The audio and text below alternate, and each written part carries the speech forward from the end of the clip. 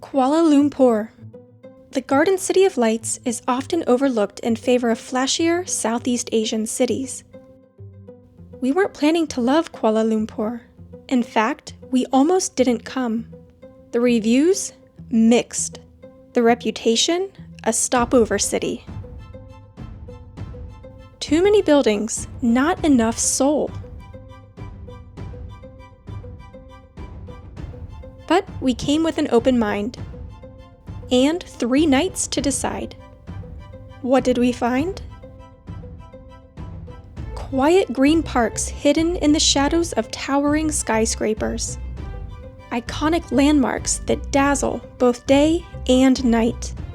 Food that delights your taste buds and your wallet. And a vibrant culture that lives just below the polished, business-oriented surface. Which begs the question, what if you're wrong about a place before you even arrive? Right off the bat, we knew we were spoiled staying at the Hyatt-centric city center. This was hands down my favorite hotel of the trip, and even better, we booked it using Chase points. Just 2,500 points a night, which felt like our best redemption yet. The staff were incredibly kind, and the amenities, next level. That rooftop pool and skywalk sealed the deal. We kicked off our first evening with a couple of drinks and some friendly conversation, the kind that happens easily when you're in a new place. Then we headed to Bukit Bintang, KL's go-to spot for nightlife. Think loud music, flashing lights, and packed streets. It's where the city really comes alive after dark. As rain rolled in, we wandered through Chiang Kat's narrow market lanes in search of food. A little wet, a little lost, but having a good time anyway. Tomorrow, hopefully sunshine and even more to explore. We started the morning with a bit of sunshine and a walk over to the Petronas Towers, probably the most well-known site in KL. They were once the tallest buildings in the world, and they're still the tallest twin towers today. We booked tickets to go up at night, but seeing them from the ground in the morning is a great start. There's fewer people around, and it's a good way to ease into the day. Just behind the towers is KLCC Park, a 50-acre green space that's surprisingly peaceful considering you're in the middle of Malaysia's most populous city. The park has a bit of everything: shady paths, skyline views, and a fountain that puts on a water show a few times a day. The park's centerpiece is Symphony Lake, a man-made 10,000 square meter lake with a fountain that shoots water up to about 42 meters high, roughly the height of a 13-story building. I was telling Jimmy that the first time I can remember really learning about Kuala Lumpur was watching a program called House Hunters International to be more specific. I just remember knowing nothing about the city and them showcasing all the skyscrapers and watching this couple get an amazing deal on a beautiful condo and thinking, yeah, I'd like to visit there someday. So pretty cool that we're here now. Next, we head north of the city to check out the famous Batu Caves, though we had no idea the weather had other plans for us. So we got a little unlucky today. As soon as we got in the Grab, it started to rain, and we were already on our way to the Batu Caves. So now that we're here, a lot of people are just taking cover, maybe getting something to drink, and I think we're just gonna hope that this passes within about half an hour so that we can still enjoy the caves.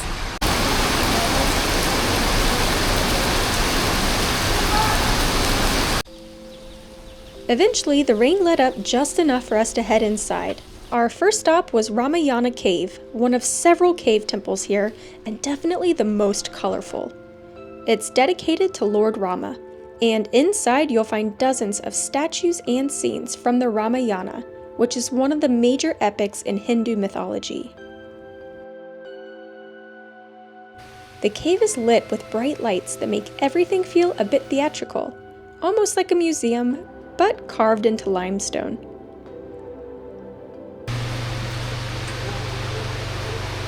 It's actually quite steep. Toward the back is the Suyambu Lingam, a naturally formed stone said to represent Shiva, discovered in the cave and now a sacred spot. There's a small entrance fee, about 5 ringgit, but it felt worth it. The cave isn't huge, but the storytelling through the sculptures and lighting made it an interesting way to learn a bit of Hindu mythology. And with the rain still clearing, it was a good way to ease into the Batu Caves before tackling the stairs.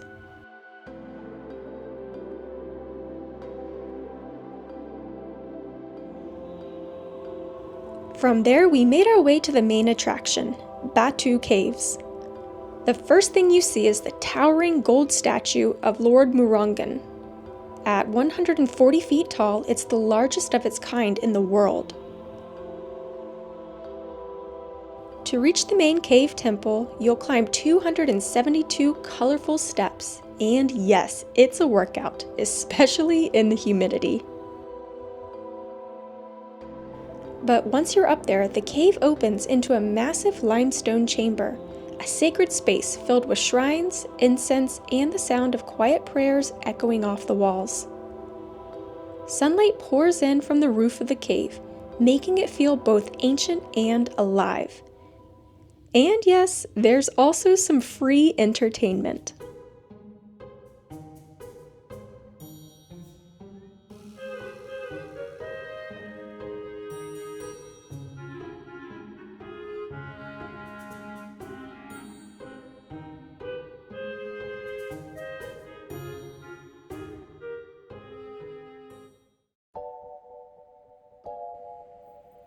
After a day of exploring, we headed back to the towers, curious to see the view from the top.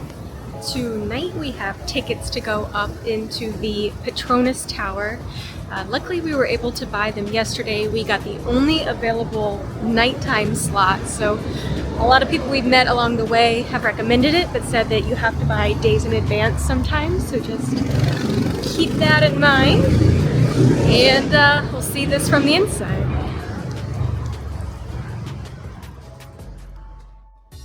The Petronas Towers were completed in 1998 and held the title of tallest buildings in the world for 6 years. Today, they're still the tallest twin towers anywhere, standing at 452 meters or nearly 1,500 feet tall. First stop, the SkyBridge on the 41st floor. That's the bit connecting the two towers. It's actually not attached to the buildings. It slides in and out slightly to accommodate movement from wind and weather. Was that worth it? No. No. I think it's pretty cool. It'd be better if you could see the light show down below. There's the fountains, but there's so much condensation on the windows, you really can't see through. Next, you head all the way to the observation deck on the 86th floor.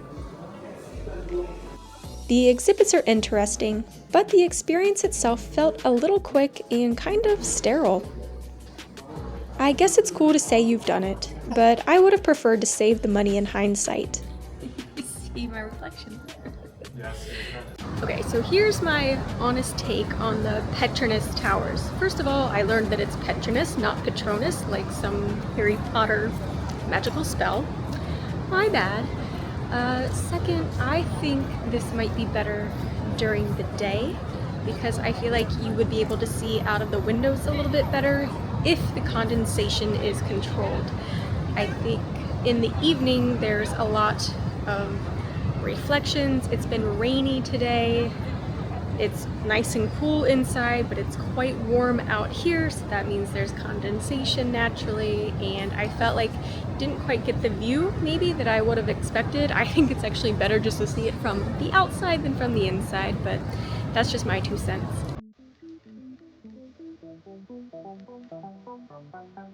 After the tour, we stuck around to catch the fountain show at KLCC Park. and this part felt more worth it. The lights, music, and water all sync up against the backdrop of the towers, and it's free, which doesn't hurt.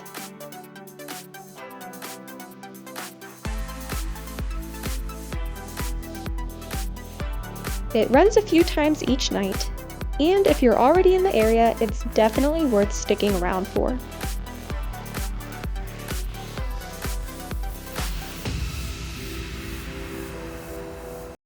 We made a stop in Chinatown, a popular spot for street food and bargain shopping. You'll find knockoff bags, jerseys, souvenirs, the usual lineup, plus tons of food stalls and little restaurants tucked down the side streets. Ooh. It's lively and easy to explore, but compared to places like Bangkok or Singapore, this Chinatown didn't quite stand out.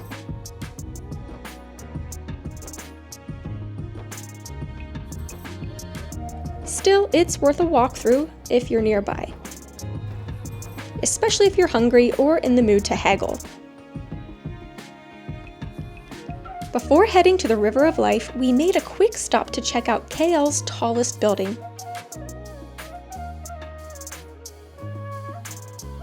Then we walked over to the River of Life, a project that cleaned up and reimagined the spot where two rivers meet, the Klang and the Gombak. This junction is actually how Kuala Lumpur got its name. It means muddy confluence. At night, the area glows with colored lights and mist, and it's surprisingly calm and beautiful. It felt like a quiet reminder that KL has more layers than you might expect. We took a walk through Kampong Baru, just a short distance from the polished towers of the city center. Here, the streets are bustling with food stalls, busy sidewalks, and everyday traffic. It felt more like a real lived-in side of Kuala Lumpur. Stepping outside the main tourist spots gave us a fresh perspective on the city. Vibrant, lively, and full of local energy. That's not to say we didn't enjoy the comforts of air-conditioned malls or a relaxing afternoon tea and cake to cool off. Today we leave Kuala Lumpur to head to the Cameron Highlands, and honestly, if I had to do this again, I probably would have skipped the Cameron Highlands on the itinerary. We're only there for 2 nights, but the logistics are more challenging. It takes a lot longer to get there, and it's our first really nice sunny day here in Kuala Lumpur, so a little bittersweet to leave. Maybe the truth is, we weren't ready to move on yet because we're genuinely impressed. KL is a city that quietly grows on you, with its green pockets, efficient transit, welcoming people, and food that hits the spot every time. It may not be the loudest or flashiest destination in Southeast Asia, but it doesn't have to be. So if you've ever written off KL as just a stopover, maybe give it a second look. We're glad we did.